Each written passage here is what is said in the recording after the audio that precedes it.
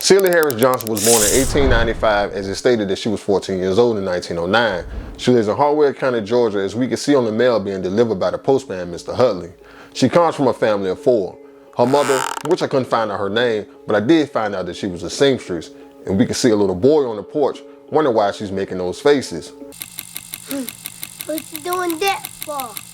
Your sister thinking about marriage. But I think he's from a second marriage. Her sister Nettie Harris and her father's, whose name is Alfonso Harris. Alfonso abuses Celie sexually, and she ends up giving birth to 2 kids of her own, Adam and Olivia. She says she chose the name Adam because of the name of the Bible.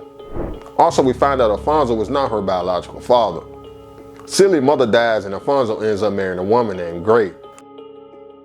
Now, Celie's mom dies in January and February 1909, and we can say this because the winter months of 1909 are January and February, and her soon-to-be husband comes looking for Alfonso for Nettie's hand in marriage, and you can see the newspaper that says Geronimo dies, which is February 19, 1909.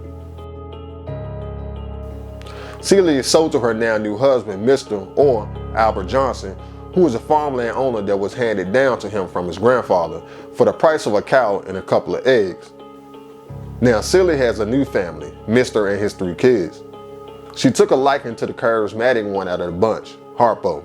Also, Celie is reunited with her daughter for a brief moment in the town store by a lady caring for her. Celie can't read or write, so her sister moves in with them for almost receiving the same treatment Celie received back home. She learned how to read Oliver's Twist, and Nettie told her how to spell and pronounce everyday words with visuals. She was hooked on phonics. Nettie was later kicked out of the house for not submitting to Mr. Now, they had a hand game, Makidado, that was played to bond them even more. Research claimed the word is Swahili for little sister, while others say it means inseparable bond. In summer 1916, Celie met Sophia, who's the wife of Harpo, but that friendship cooled down a bit apparently because she told Harpo to be her and she was confronted by Sophia. In 1922, Squeak and Suge Avery was also introduced to Celie, where she made sure to let Celie know that she sure is ugly. You sure is ugly. She was a juke joint Jezebel and was known to have that nasty man disease, which is probably syphilis referenced by Mr.'s father. In the end, she ends up taking a liking to Celie, first from the food she cooked him.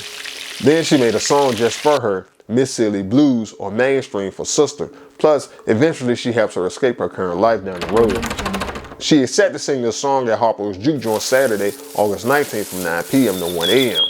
In fall 1930, Celie meets Sophia again, and she helped her pack the groceries because she couldn't read. See, Sophia was tagged by some townsmen for quote-unquote disrespecting the mayor's wife by cursing at her. All this fell under the Jim Crow laws, and the town wasn't heavily influenced by Plessy versus Ferguson, even though it was 20th century Georgia. She was given 6 years in jail, and in those 6 years, Celie went to visit Sophia every week. In 1936, Celie began to see hope and happiness in her life when she got a letter in the mail from Nettie way in Africa. After all these years, she didn't know Mr. was hiding her sister's letters from her in a box. Nettie is reunited with Adam and Olivia with the lady she met in the store with her daughter. This leads to her trying to kill Mr. mixed in with all the abuse over the years. This gave her the courage to look Mr. in the eye and tell him that she was leaving him for Memphis with Suge. She also curses him that nothing would be done right to him unless he's done right by her. Years pass and Celie's dad, Alfonso Harris, dies, and this is when she finds out that he isn't her biological father. Her real father died 2 years ago before meeting Alfonso. Through this death, Celie has inherited her own house, which was rightfully hers in the first place. Also, a store was left to her in the deed. With things going her way, Mr.'s luck was going bad for him from the curse. His crops were infested with bees and he had to burn them all to start over. Checking the mail, Mr. intercepted a letter from Nettie and Celie, and it quotes, Nettie trying to receive help from Celie to get citizenship to come back to America as she is their only hope. Mr. does his good deed for all the pain and suffering he put Celie through as she is reunited with Nettie, Adam, Olivia, and her grandchildren. With meeting Nettie, they do their signature hand game. Celie follows in the footsteps of her mother and starts a seamstress business named Miss Celie Fancy Pants along the way.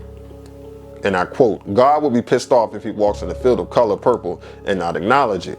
Take it from the reference that Mr. ignores Celie and then acknowledge her for what she's worth, because deep down, she truly has a beautiful soul.